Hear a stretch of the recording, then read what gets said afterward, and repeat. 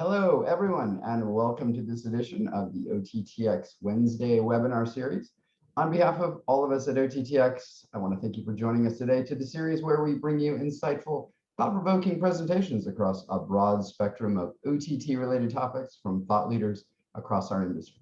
We've really been looking forward to this week's session, which is being presented by the Africa Channel. A big thank you to the folks at the Africa Channel for your support of OTT.X through participation in our webinars, events, roundtable discussion groups, and working groups. The presentation today features an all-star panel from across the OTT ecosystem and is titled Reaching Black and Multicultural Audiences, Changing Paradigms for Brands and Advertisers. The session is being moderated by an acclaimed expert in her own right, Claudine Moore. Claudine is the MD founder of Seymour Media International Public Relations, a New York headquartered PR agency that works across the US, UK, and African markets. The agency works with a variety of clients ranging from tech startups to consumer and lifestyle brands, and the Africa Channel is one of her clients. She's also an international speaker and adjunct professor at NYU. So with that, I'll turn it over to Claudine. Claudine, welcome. Thank you so much, Eric. Thank you for that wonderful welcome. And good morning, good afternoon, and maybe even possibly good evening to everybody who is joining us today. As Eric mentioned, our session today is Reaching Black and Multicultural Audiences, Changing Paradigms for Brands and Advertisers. So those of you that keep up to date and on top of industry news have no doubt read and have heard that despite the best of intentions from Madison Avenue and from US brands, they are still missing the opportunity when it comes to investing in, working with, and reaching Black and multicultural audiences. And there is growing pressure on these brands and on these agencies to address and correct this. And this is especially the case when it comes to spending and investing advertising dollars on Black and minority-focused businesses. So the issues surrounding this are really as diverse as the audiences we're talking about, and really requires an honest dialogue that identifies not only the ongoing reasons for this, but also discusses the current issues at play, ranging from existing measurement systems to increased investment. And we have a pretty incredible panel today that will be sharing their ideas, thoughts, and solutions surrounding these issues. So without further ado, I would love to introduce you to our panelists. As Eric mentioned, we have an all-star panel today. So if everybody can turn their cameras on. Thank you, everybody. And I would like to introduce our panelists and invite them to briefly introduce themselves to you, and then we will get this conversation going. So as always, it's ladies first. So I'd like to introduce everybody to Isabel Rafferty-Zavala. Isabel? Thank you, Claudine. So excited to be part of this conversation. A little bit of my company. I'm the CEO and founder of Canela Media that owns Canela TV. Canela TV is one of the first AVOD services focused in the Latino market. We started in the US Latino market, recently expanded into Mexico, and we offer a lot of high quality programming that is relevant to our audience from all over Latin America and then the United States. So from soap operas, movies, kids programming. Being AVOD, we get our funds via advertising. So I have been fortunate enough to be in the multicultural ad tech space for over 14 years. So I do see the need of this growth in investment in minority business. And so yeah, that's me, and that's Canela TV. Thank you so much, Isabel. And I'd like to turn over to Charlene Polite-Corley. Nice to meet you, Charlene. Welcome. Nice to meet you, Claudine. Thanks for having me. As you mentioned, I'm Charlene Polite-Corley. I'm representing Nielsen, where I'm the Vice President of Diverse Insights and Partnerships. And that means that I'm helping to lead our thought leadership, insights, research, and collaborations that drive diversity, equity, and inclusion using Nielsen data. So happy to be here. Thank you. And Dean Cates. Sure, thanks, Claudine. Hi, I'm Dean Cates. I'm the VP of Digital Strategy and Marketing at the Africa Channel. We're a Black-owned and mission-based organization focused on bridging cultures between Africa, its diaspora, and the world. We do this through our linear cable channel, the Africa Channel, broadcast in North America via Comcast Spectrum, and in Canada, Rogers Ignite and Bell 5, and throughout the Caribbean on the Caribbean Co-op. We've also have OTT platform via our brand Demand Africa, which is a global streaming video on demand service, and Fast Channel distributed throughout the world on third-party platforms. And we have a studio called TAC Studios that works with global creators to develop and produce and distribute content with a global perspective. So that's me. Great, thank you for that, Dean. And by last but by no means least, Mark Walton. Welcome, Mark. Good to see you. Thank you so much. Good to see you. Mark Walton. I'm head of sales and marketing for One Caribbean Television. And we're actually a 24/7 TV network that's seen throughout the region of the Caribbean, in North America, and just launched in the UK on a platform. And we're basically a news, weather, lifestyle, entertainment network that's trying to bridge the gaps that exist with getting Caribbean information and content around the world. And I've had a career that's allowed me to be a syndicator, to distribute movies, and I'm looking forward to this conversation today. Great, thank you. So before we start the conversation, some quick housekeeping. If anybody from the audience has any questions, please feel free to enter your questions in the chat. We do have moderators who will be looking at the questions and popping in periodically to share those questions with us. So they could come throughout the session or could be at the end of the session, but do feel free to submit your questions and we will get to as many of them as we can. So let's stick with Mark, as this is where we currently are. Mark, I always think when we start these conversations, it's always best to sort of lay the land. So why now? Why are we having this conversation now? What is the opportunity for brands and agencies to connect and reach with multicultural audiences? Sure. Well, I think you set it up in your intro. I think everybody's gotten the memo that there's been an imbalance in the ad spending. But I like to put numbers on things. So we're talking about 5% of the ad spending going after 40% of the population, which is multicultural. That's 5 against 40. And when you drill down, the numbers don't look any better when you go market by market. So that's not news. But I think what should be news is that now that we're in this mode of re-examining, we need to now use the same level of sophistication that the general market uses in overall marketing and planning towards these multicultural segments. So first and foremost, most of us in this call are very familiar with the fact that the multicultural markets over-index in the purchase of a lot of different products. And as such, if I'm a marketer on any given day, I say, well, who's buying my product? I need to spend more money there. So as these companies start to increase their thoughts around how do I put more money behind the segment, we need to talk about where you target it and how you target. The next point, though, one size does not fit all. And I'm glad that we have representation from, Africa, Caribbean, Hispanic, Latinx, because to be honest, from a Black perspective, if 18 to 20% of the Black population in this country is foreign born or their descendants, that's a healthy number of consumers that you want to make sure that you're actually targeting.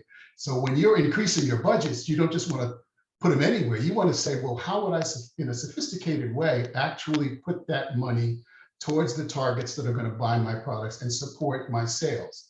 So if you're selling chicken and rice, just to use an analogy we can all get, then you could probably just have a generic commercial. But you know what? If you swapped out a couple of those spots and sold jerk chicken and some jollof rice, you're going to reach more people in the Black population here, and you're going to increase your sales. The same way that you would want to sell beer in the Dominican Republic, or to Dominicans in the US, you want to sell a Presidente versus a Corona that you're going to sell to a Mexican American. It's the same level of sophistication. So with that, I think that's where I'm saying we need to peel back the onion. Let's not just talk about adding more dollars. Let's talk about where they get placed and how they get placed. Yeah, that's great. Thank you for that. And I love that analogy, Mark, that you gave about the chicken and rice, because you're absolutely right. Depending on the type of chicken, the type of rice, you are going to target many, many different audiences globally. Charlene, I couldn't help but seeing you nodding when Mark was talking, and you nodded at two distinct places. You nodded when he mentioned metrics, but you also nodded when he mentioned the chicken and rice analogy. So I'm sure you liked both. So mainly because I'm tracking carbs right now, that's why chicken and rice revenue. No, but truly, Mark is speaking my language, because this is so paramount to the work that the DEI team at Nielsen is trying to do with breaking down these monoliths that have existed for so long. So, when we examine the work that we've done, which is, a lot of times we say as well on the team of good is better than nothing, or don't let, good enough be the enemy of progress. So we've been putting out what we had for the last 10 years on Black, Hispanic, and Asian audiences. But this year we really pivoted with our new strategy to say, like, these monoliths don't make sense anymore. And so how can we really peel back some layers to say, my experience as an African-American is different from my best friend who's, family immigrated from Jamaica.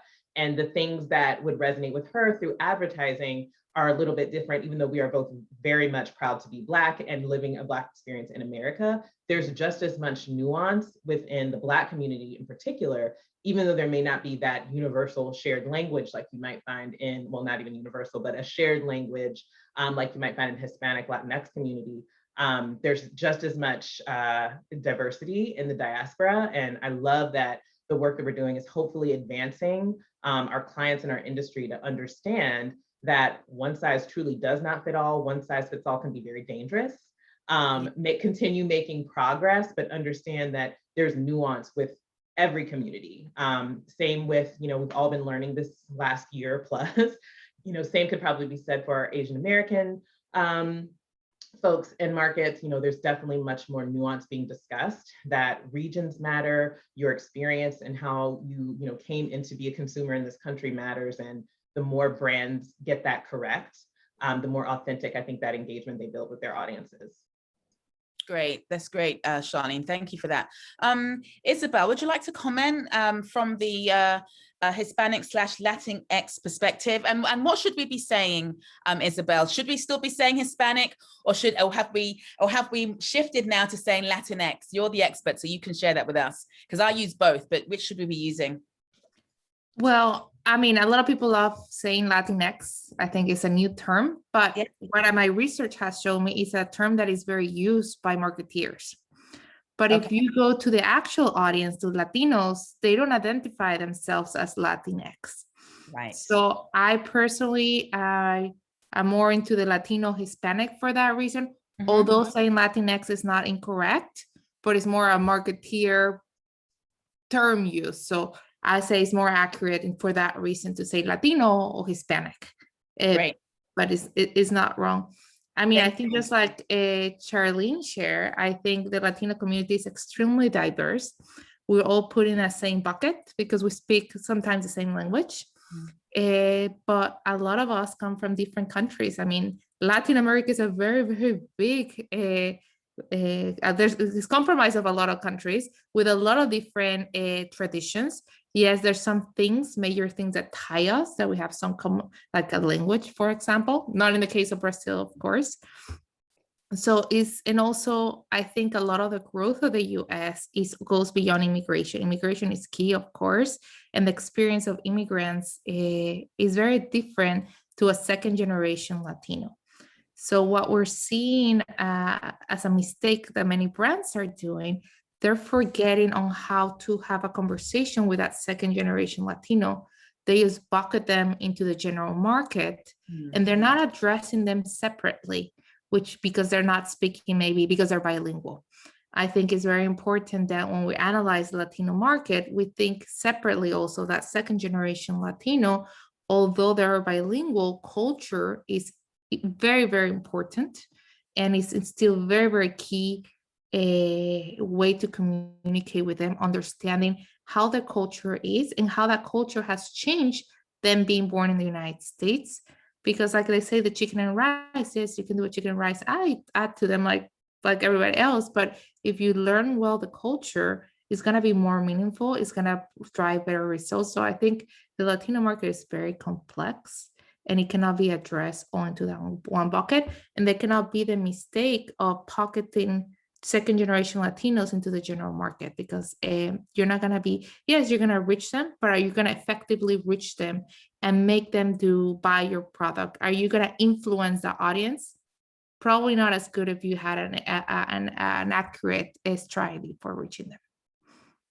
Yeah, thank you for pointing that out, Isabel, because that really does speak to, you really just speak to the complexity, and not just for the Latino and Hispanic audiences, but also that is also the same for the Black US audience as well. And because as you mentioned, and as Mark mentioned at the beginning, you have 20% foreign-born Blacks, but you have second generation as well. I think I'd like to move to I think we've quite nicely sort of laid the land in terms of what those issues are, but I'd like to talk about what we mean when we mean meaningful and impactful partnerships. So, we're talking to brands, we're talking to advertisers, we're letting them know that we're a diverse, there's a lot of diversity and nuances. We're telling them they're not stepping up to the plate.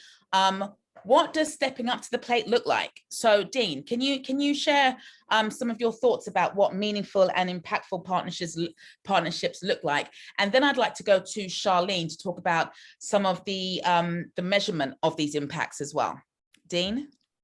Sure. And I think Mark and Isabel alluded to why it's important to partner with BIPOC owned and focused companies and media organizations. These are audiences that we communicate with on a day-to-day basis. And to her point, the Latinx, that was an older generation of Latinos don't necessarily like that phrase because it gets away from the heritage and kind of culture of the language, right? So it's just one of those things that I think, there's a lot of movement towards creating super aggregate pots of programmatic resources, and it's not going to do it. To Mark's point, trying to create a chicken and rice ad that speaks to a very specific population, I don't know that a lot of agencies have that expertise, but we do. So we're looking for partnerships, we're looking for sponsorships, we're looking to align their brand with our creative. And I think creating a sustainable and meaningful long-term partnership in that respect will create more relevance, because at the end of the day, all impressions aren't created equal. The impressions you may get from somebody watching a general market ad isn't going to be the same, even if it's at scale, that having a one-to-one impression on Canela TV or Caribbean One or the Africa channel. So partnerships. So if I was to take that a stage further, and then I'll go to Charlene. So if we had, and this is putting you on the spot a little bit, Dean, but if we had a brand or an advertiser come to us now and say on this webinar, give us one example of a really meaningful and impactful partnership, what would that look like to you with the Africa channel, obviously, as an example? What would that sort of like an ideal partnership look like? I know I'm putting you on the spot, but no, that's great. So, I mean, for us, a partnership we pitched recently was, there's many financial organizations selling financial products. There's a need for literacy and improved financial literacy within the African-American community, partnering with us to create programming that, one, creates a social impact and aligns the brand with that impact, and then doing a multi-channel campaign, whether it's on the Africa channel, across our OTT and social, and really doing something of value within that community authentically and organically, and incorporating that brand. I think that's a partnership that, we are uniquely positioned to kind of execute, and I think it would have a much more meaningful impact than, let's say, running a 30-second spot of why you should open a checking account or use me to do your taxes this year. Right. Okay, that's great. Thank you. So Charlene, measurement. You're Nielsen. Let's talk about measurement. And there is an ongoing debate around the issues about measurement, what works, traditional measurement, what's working, what's not working. From your perspective, when it comes to these audiences, what do you think, where do you think the opportunity is for innovation and change when it comes to measurement, specifically when it comes to multicultural and Black audiences? Great question. Primarily because everything we do at Nielsen, when it comes to measuring audiences, we're driven by measuring people.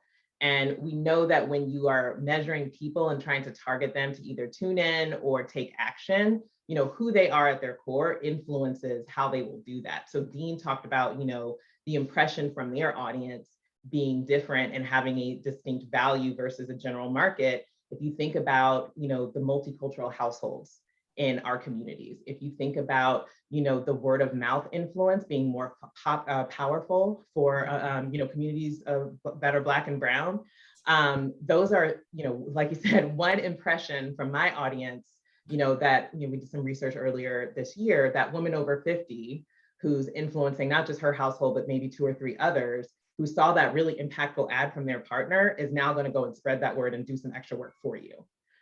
So doing that kind of research, again, is part of the innovation that we see to help tell that story, and very much still see the role of the traditional, measurement to talk about the size of an audience, and when they tune in and understanding trends and things like that. But one piece of innovation that we are really excited about is going a step further and saying, for the agencies or brands in our industry that are saying we're committed to doing X, to driving equity, to changing, our inclusion analytics solution is actually measuring the screen time that diverse talent in top programming is getting on screen. So that is allowing us to give some baseline metrics for which platforms are more inclusive if you want to go and find not just where the audiences are, but also to say, I also want content that's representative of the audiences that I want to reach, like giving some additional measures that can help just drive creativity. Because, as one of the earlier panelists said, it is, one size fits all is not always going to be what it is. And we know that in a state of flux and great change, the traditional metrics may not be the best measures of what you're trying to achieve when it comes to an equity initiative. And so we're really focused on, driving those creative solutions that, one, focus on people and what they are looking to tune into, what's driving those communities, where they are, what's happening. For example, like our research among the Black audiences showing, one of the biggest increases for, switching from live television viewing to the usage of internet connected devices as the pandemic was happening, that was happening among African-American audiences. And so at a higher rate, Charlene? At a much higher rate. I want to say it was 8%, but I'd have to go back to our February report to confirm.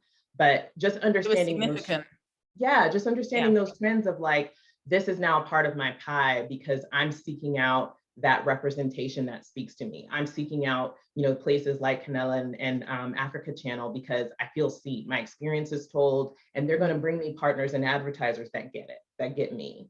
So the more that our measurement continues to, like I said, add those additional dimensions about who is in the audience, the people in the audience, that's really where we see our strategy and where we're investing in. And we've repositioned teams to be more collaborative and, empower them to come up with those customized solutions, knowing that, the suites of things in the past may not be the right package of what folks need. So yeah, there's a lot of reviewing and turning things over and white space analysis happening. That's really exciting at Nielsen. Charlene, if I could add something to what you say that I think is very, very important, and I think it's great, Nielsen is doing that. So we talked very early on the little investment that's going to reaching multicultural audiences. And I think one of the biggest issues beyond that is of that little investment reaching multicultural audience, most of that money is going to the Facebooks and the Googles, where they're utilizing data just to reach those audiences. Sometimes it's not in culture, or many times brands just for efficiencies or are just investing in the same vehicles they have done and just adding data or thinking is they're reaching the Latino audience, but many times they're missing that aspect in culture. So though the investment is very, very low, we still see it lower in culture companies or minority-owned businesses. So I think there is a need, a very big need in our market to also measure how those investment is going. And I think the tool that you're doing is going to help with that, being able to ensure that you're putting that money, that advertising in culture, because it's not the same reaching a Latino in NBC. Yes, they're watching the news, but the element of in culture, there is a psychological element that is key for brands to be able to connect very deeply. So I think that's one of the biggest issues I see right now, and it's being continue fight is it's not just spending multicultural, it's really being very thoughtful where that money is going, and also supporting minority owned businesses that know those audiences, that know how to communicate with them, because it's not the same going to that public traded company that reaches Latinos and they're just going to layer in and say, okay, here it is, that going with a business that know that the audience very deeply. That's so right, Isabel. And I feel like that's the second memo that I think is still being circulated. I think people got the first memo of like, okay, we need to do something differently here. We maybe need to increase our spend. And I hope the next step in that conversation is that, okay, this is going to look a little bit differently for a little while because we are changing an entire industry to drive equity. And we might need to go about this differently than we have in the past. And that's part of the innovation that's so exciting, but you're exactly right. I think that's the second memo that I hope circulates really quick. And I think there's a couple CMOs I've been having lately, a couple conversations with CMOs in the top of the organization saying, we need to shift, even though we're being investing in multicultural, we know that's the next step. How we support these minority business, how we do it really more in culture. So I started to see for the first time in my history, CMOs really taking that conversation, having meetings with businesses like ours and say, how do we take our business to the next step? Right. However, I've seen other CEOs and CMOs in covers of magazines saying that they're supporting minority businesses, there are the face of, and then when you speak with them, they're buying all programmatic media. They're not really targeting correctly those audiences, but they're being poster childs of supporting minority and Black and Latino audiences when I'm like, no, you're not doing that programmatically. So I think we see the both spectrums, and some are very celebrated, but when you dig down to it, it's very sad to see that not one penny is really going to these businesses. Yeah, and we are working on, we have our product teams actually looking at like, what are the indicators we can do to make this even easier? Like if we need to be spoon fed a little bit, what can we do in our data sets that help spoon feed this change? So it's like every team is playing a role in helping to drive that. It's not flipping a switch, but it is like taking that idea of maybe it's just a indicator, maybe it's just a special aggregate file. So we're looking at a lot of things to hopefully help, again, take action, if that's what you are saying you want to do. But at the end of the day, isn't it just that, companies are in business to sell products. Right. And are the measurement tools out there to connect the dot between, in language or, content that is representing the underserved groups better, connected to increase sales for some of these companies in different categories? Because I know there used to be, I'm kind of always thinking, there used to be a lot of conversation around that. Let's match the buying power, the sales indexing with the media choices so that it all works seamlessly, just like it does in the general market. I don't know, Charlie, I don't want to put you on the spot, but what do you know that's going on? I know that we still do have a few solutions, primarily in the digital space. So like tag campaigns and look at, okay, I was exposed to this promotion and, then I took action. So there's definitely some, one-to-one options available that we can do to track really by a campaign basis to see like what some of that effectiveness was. But I've been a little removed from the sales org for a little while, so I don't know the current stats on it, but I know that's been an effective way for a lot of our clients for those big partnerships to understand, how effective a creative was or how it performed or tracking visibility and things like that. So there definitely are some options. Cool. Good. I'm really encouraged to hear all that you've just shared, Charlene, as is obviously the rest of the panelists, because I think, it's the, everything's steeped in data, right? So everyone's going to look at the data, the metrics, the numbers, and that comes from an organization like yours. So to hear you say that, the memos are out there. The first one is out there. We need to do something different. Is fantastic. And also the understanding that it's going to look different, because I really do think that, we're all creatures of habit on a personal level and on a corporate level as well. And we tend to go to the same organizations to get to the same organizations to partner with, the same organizations to get research from, to find out who should be partnering with. And the challenge now is in 2021 is to understand that things have to be different. Things have to be done differently. And that takes energy, that takes resources that you haven't used before, and it takes a certain amount of thinking that you haven't really had to adopt before, and that's uncomfortable. And Dean mentioned earlier that there's a lot of power in the familiar. Some of these brands just don't know, and that you don't know what you don't know, but it's important to really embrace the notion of doing something different. So yeah, and now I would flip that as well in the Nielsen perspective of, I think especially there might have been a longstanding sort of aversion of saying, oh, I'm not big enough yet, or they're not working with us, or whatever. And so it's up to Nielsen to say, here's what we have for you. Come work, here's what we have for you. Please come talk to us. I think that's a huge part of the commitment for our DE&I team to say that in the interim, here's all this research that is available to you that we're doing on a custom basis to help socialize the power and value of these communities, of the work that you're doing. So just doing the work and showing the commitment hopefully changes some of that narrative to say, to Isabel's point, like, there's a lot of talk, but you got to walk it. And so that's what we're trying to do, to prove that to all diverse owned media, but then those who are making the commitments as well, to say, Nielsen is the expert to help alongside that innovation that's happening. Yeah, that reminds me of a great quote that one of the media upfronts that Byron Allen hosted a few weeks ago. And he said, one of the many things that he said was that, there isn't a bank in the world where we can, take your words. So, we have to, there's a bank where we can take your words. So we have to have action. Just shifting the conversation slightly, just to, in thinking about sort of like power in numbers, is there value in multicultural media companies consolidating programming and inventory? Is there a value in that? And this is sort of an open question to the panelists. And would this work for all stakeholders, for viewers, for cable providers, for agencies and brands? So again, that's an open question to the panel. Is there value in multicultural media companies consolidating their programming and inventory? And is that going to work for all the stakeholders? Who wants to take a stab at that first? I can jump on that really quickly. Yeah. I think, like when we talk about all audiences not being monolithic, right? So I think there's some nuances.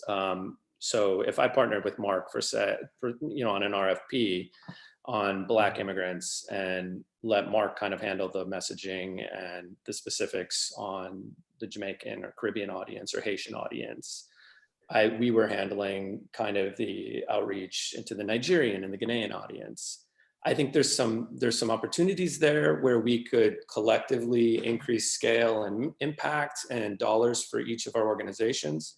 But I will say the way that we're going about the aggregation in terms of just creating like a multicultural programmatic media place, I don't think that's super effective, because then you just have multicultural agencies bidding against each other for impressions. Canela TV loses control over the narrative of who's advertising. I mean, imagine if I had a social justice focused platform and I had a marketplace like that, and Trump and the police union were running programmatic ads throughout my website.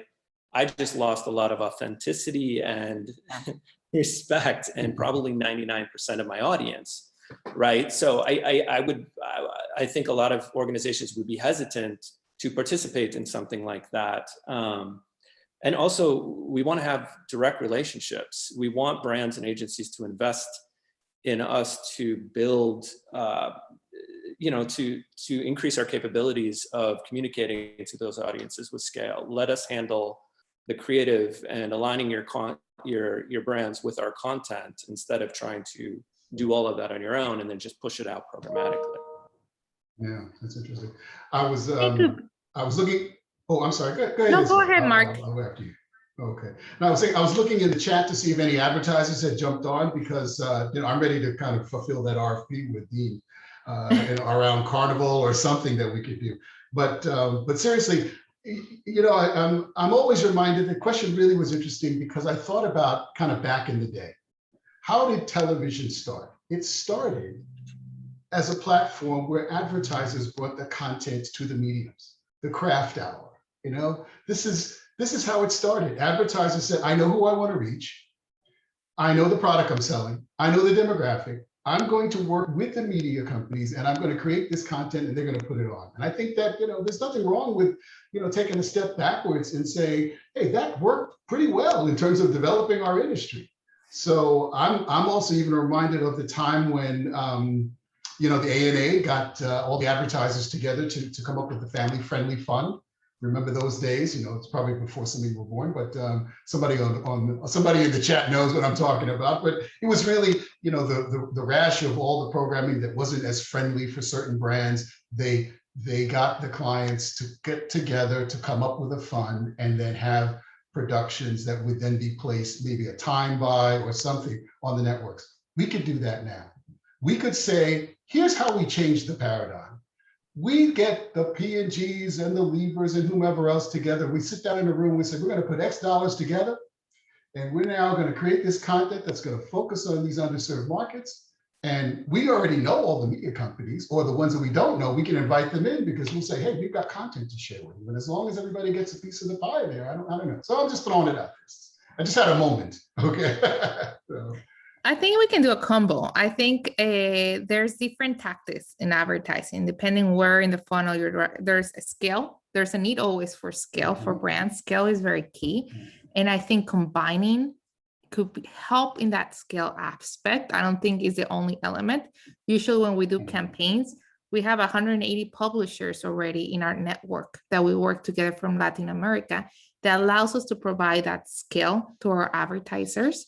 But then there's more tactical campaigns where you're trying to do a more, like some of the campaigns that we've been describing, something more direct connection with that viewer and with that brand. So I think a good campaign has an aspect of both. You have to have your scale. And to have scale many times is going to need that consolidation, being able to work with other publishers, with other OTT providers to provide that scale to the brands, because you don't want brands to say, hey, I cannot work with Multicultural because there's no scale. There is scale in combining properties, absolutely, and that's something we do a lot in our end. But then there's also, okay, we reach your scale, we did that ad to all those properties. Maybe it's not a direct connection with a consumer, but let's now think something more meaningful. Let's do maybe a sweepstake. Let's do a custom campaign. Let's do some branded content. Let's find a way to engage deeper that audience. So I think depending on the campaign, usually the two elements can live very well together, but I'm a big fan. I think every campaign needs scale. So I think both could work well together. Isabel, I know with Canela TV, you guys have taken a little different approach than we have with Demand Africa, at least our FAST channel, in that, we've partnered with a lot of, operators who control our inventory, right? Which takes my scale away from a Black-owned media, and I don't know how to combine it and get any scale to sell it effectively programmatically to brands. I know you guys have said no to certain operators who want to control 100% of your inventory, but you're also set up in a way that's a little different than us, with where your focus is as an organization from your ad agency background and everything else. So that's one of the challenges that we've been facing is there's other Black-owned FAST channels on some of these platforms. How do we partner with them to create scale, but still get brands to check their box as they're buying through a third-party operator or reseller? And I don't know the answer to that yet. It's a hard thing, yeah, because you don't want them to say, okay, I already bought you and I got 3 impressions from you. So yes, it is a risk, and I think it's something you analyze client by client. But yeah, you're right, it is a risk when you get combined and they just check the box like, we got you, and you're like, yeah, but I got $3 out of this campaign. Like, there's so much more I can offer you. Right. I'm just going to jump in here because I'm acutely aware of the time. We have about sort of 10 minutes left. So I do want to just pause and talk to the audience who are with us. And if anybody from the audience does have any questions, please do go ahead and just write them in the chat and we will get to them. We will get to those questions. So we have like 10 minutes left. So if you have any questions, you have 10 minutes to ask them. And in the meantime, we're going to continue this conversation. So I asked this question earlier and Dean provided an answer, but I would like to pose this question, the same question about engagement and long-term relationship building with brands and with advertisers. And what does an ideal partnership or relationship, a long-term relationship, look like for the brands that you work with, Isabella at Canella and Mark? In an ideal world, if you had a magic wand, what would that partnership look like? I think one of the things is upfront commitment. So I think a lot of multicultural companies, what we see is there's the upfronts and the dollars are assigned to the Googles, the Facebooks, the NBCs, and then whatever is left of the whole budget, then that falls in a bucket that is for multicultural companies and everybody else, and then it's planned quarterly. I think a good relationship, there is that you are invited at the table at the beginning. Is how do we work with you? You're not an afterthought. And I'm going to commit dollars to you since the beginning, because that gives stability to my business, allows me to plan in advance to create a meaningful campaign with you that is going to make an impact. And now I'm not an afterthought. Whatever is left, or the decisions on even how the communication is going to go, how the funds, I'm too late. So I have to just adapt to what you have. Let's sit in the table together at the beginning. Let's plan a campaign that is going to have an impact, not what's left and I just run the impressions that everybody else is running. So I think is being part of that strategy conversation, being part of the creative conversation, because we have so much knowledge of our audience. Nobody knows better our audience than us that work with them every day. So commitment. And then don't send me your general market ad and just say run an impression. Yeah, it's great, you're trying to reach that, but let's plan something that's going to have an impact. So that requires time.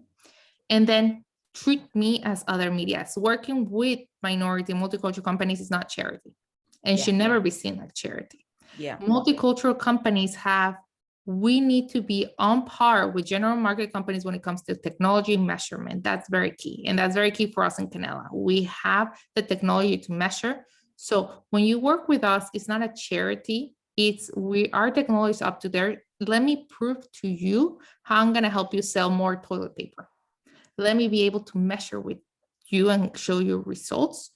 But for that reason, I expect you give me the same rates that you're giving others. Don't expect me to give you more added value. You're not asking that to a CNN.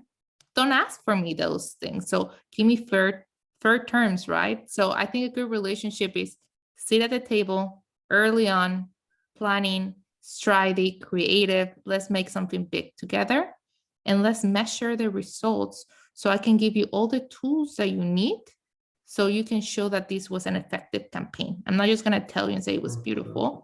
I'm going to show you and prove to you that we did something. And if I do that, give me a commitment that we're going to grow together more and more each year. I love that, Isabel. You're definitely my kind of person, because essentially what you're saying is show me the money.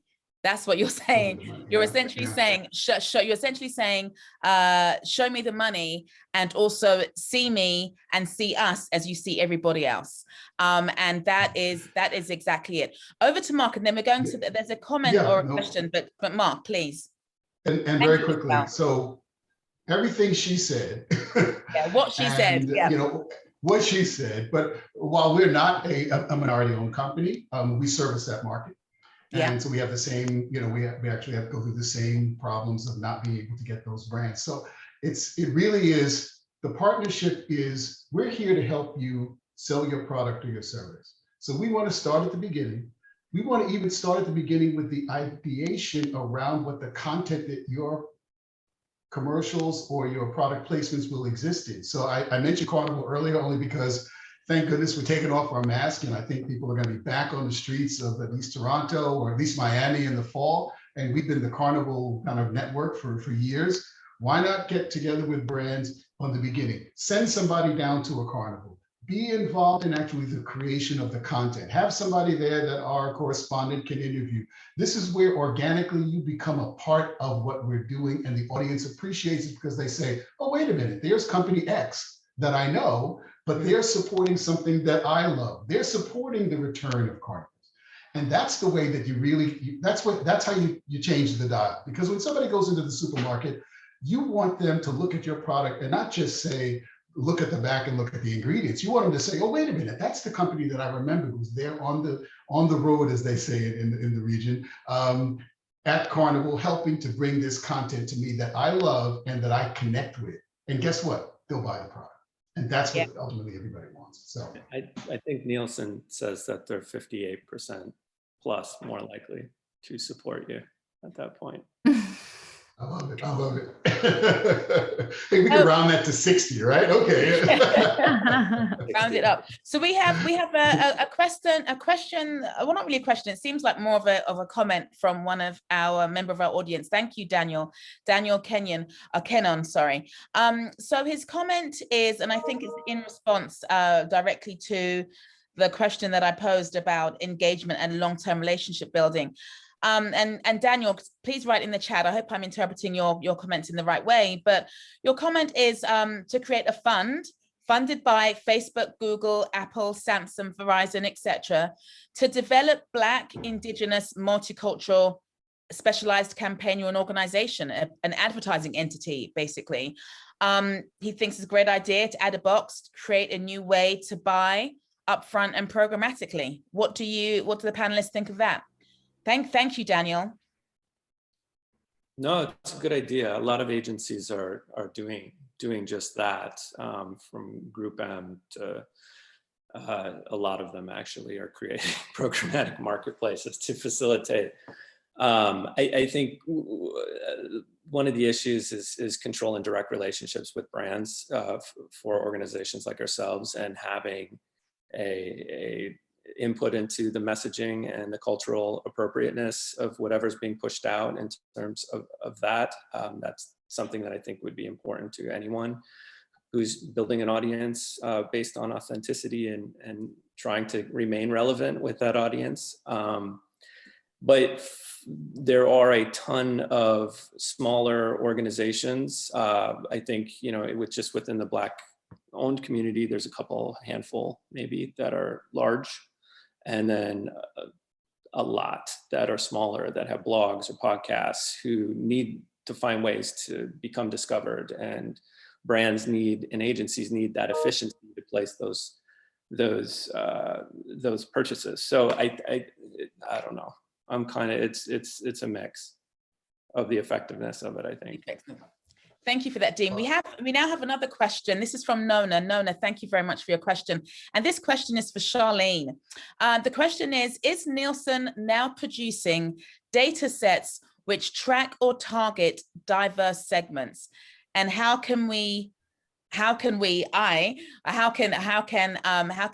help promote their use in the industry? Are there specific offerings to ask for? So I know it's a very long question with 3 parts. I'll go through it one more for you, Charlene. Is Nielsen now producing data sets which track or target more diverse segments? How can people help promote use in the industry? And are there specific offerings to ask for? Thank you, Charlene. So big question, I know. There's a lot. But as I mentioned earlier, like Nielsen at the core is around measuring people, right? So when it comes to audience measurement, specifically for television, everything we do is based on Census US. So we want a mini model United States that we project out to for local markets and for the national market trends. So that means that we're representing Black, Hispanic, Asian communities. We want them represented at the right sort of ratios to reflect the full United States. And because we maintain those panels, we use that as our truth set across as much as possible. If not everything else, then as much as possible when we're producing other data. So yes, and we're continuing to innovate on those more traditional measures that are panel-based by adding in the data like inclusion analytics, which is saying, okay, we know who is on screen, we know the talent that is on screen, we know the racial or ethnic identity group makeup of who's in the audience. Like, what can we do to capture and measure representation trends in content? So we're now looking at, here's what we've traditionally captured about communities, and turning it on its head basically to say, what else can that tell us about trends in the marketplace? So those solutions would be the inclusion analytics, anything from our audience measurement suite. If segments more in, I guess, a digital sense, we definitely have our media impact tools that pull in all kinds of different fusion data sets. So basically we're combining what we know from the panel, what we know from digital trends, all in one place to help you do that planning. What's happening now that I mentioned earlier is like, where else can we help make it easier? So like adding those boxes, adding those indicators. So like spoon feed where that makes it, you know, more convenient for folks to make this very easy to spend the money in the places that need them, that need to have this money spent. So we're looking at all of those products and solutions to see where we can continue to make it easier. And I would say beyond race and ethnicity segments, again, we're looking at more and more intersectionality. So where there's not sort of like broad product-based suites available for measurement or census level measurement, we are looking at those, okay, well, what can they tell us on a custom basis? Can we survey the folks that we do have and find out about, you know, people living with a disability, find out more about the Native American community, find out more about, you know, not just women, but women over 50. So we're trying to dive deeper into all of the data that we do have that traditionally just hasn't filtered through, and now make that available. So I hope that helps with all three parts. Yeah, no, that was great, Dean. And then I'm looking at really quickly. It also requires the leap of faith. I mean, data's great. Right. Quibi sold out $150 million in advertising inventory before they even launched, and that was a disaster. So at the end of the day, there's money out there that's just willing to be pushed out. Invest in us, help us build, help us create those measurement systems internally, work with us to measure those campaigns. And that's such a great point, Dean. I feel like that's the part that's got to look different, right? When we talk about, you know, Isabel made a great point. I'm a business. I'm here to, you know, do a deal, and I want both of us to make money for a long time. But don't think that by checking that box alone, it forgoes the need to build a relationship, not just with my audience and community, but with us as an organization. And I think that is part of that second memo that has to be incorporated. I think that is a brilliant place. Thank you, Charlene, for those comments, for us to begin to wrap up. I'm acutely aware of the time. Eric, I know that you also have some sort of OTT.X items to go through, but thank you, Charlene, thank you, Isabel, thank you, Dean, and thank you, Mark, for all of your incredible comments. Do any of you have anything burning that you'd like to say before we hand over to Eric? Thank you, Daniel. Daniel's just made a comment. He said, no, I like to give everybody praise and flowers when it comes in. So Daniel just made a comment and said, fantastic panel. Please develop a series, podcast or webinar with this focus. I guess that's a comment that's to you guys. So I guess that means we all did a good job if people are asking for more. But does anybody have any comments before we hand across to Eric? The only one is that June is Caribbean American Heritage Month. May 25th was Africa Day. Yeah. I didn't see any content. I didn't see any advertisers recognizing these groups. There are things that are out there going on that I think the memo, the other memo, the third memo is just kind of get into the market and figure out how to service these. There's opportunity to do that. And then Charlene, please bring back the African American consumer report that you guys used to do. It was so great for the industry to be informed. That's it. I'll send you the link, Mark. We're very much focused on media, so it's going to be all about African American audiences, but I will send you the link to the report from this year. All right, thank you. We'd like that link too, Charlene. So maybe you can share it with all of us. Thank you. Thank you so much, everybody. And thank you to our audience and for those members of the audience who asked a question. And thank you so much to OTT.X and Eric and his team for inviting us to host this event. Thank you, Eric. Of course, this was a terrific panel. We knew it was going to be wonderful and absolutely did not disappoint. I love the comment from Daniel, who it was that we should have a whole series on this. Unpacking this space is very complex. There's a lot to it. And I know I have a bunch of questions, comments, things I would love to continue the conversation with all of you about. Just, going back to Mark's comment early on, that 5% of ad spending is going as 40% of the multicultural audience. Think about that. That's an enormous amount of money that can be made and that's fertile green pasture, right? For advertisers to actually become more profitable, and everybody wants that. We all want to do the right thing. We all want to have more diversity, more inclusivity, but we also want to make money, and that's what's driven this great country of ours. So and it's interesting that that's maybe not as well understood as it ought to be. And I think that's maybe a role that we can help to fill at OTT.X. So thanks again, everybody on the panel, for being a part of this really informative and in many ways, at least for me, very eye-opening. So I'm looking forward to continuing the conversation. So once again, I want to thank the Africa channel, Claudine Moore, and our esteemed panelists for such a timely, valuable, thought-provoking discussion today. Thanks to all of you for attending this edition of the OTT.X Wednesday webinar series as well. As always, we recorded the session and it's going to be available on the OTT.X website at OTT.X.org, along with a whole lot of other valuable videos and presentations from all our events over the last year plus. So do go out there and check that out. I also want to remind everybody that next Wednesday and Thursday, we'll be hosting the 3rd OTT.X online live virtual conference and roundtable discussion groups. This time, the 2 half-day event will focus on niche content and ad-supported distribution. The event features research, analysis, and perspectives from some of the top thought leaders and executives in our industry, followed by deep dive discussion groups where everyone can share in the discussion. We're also pleased to be holding our 2nd annual Heroes of OTT.X Awards, honoring OTT.X professionals that have gone out of their way to support the community or help their company continue to serve its customers over the past year. So don't miss out on Online Live next week.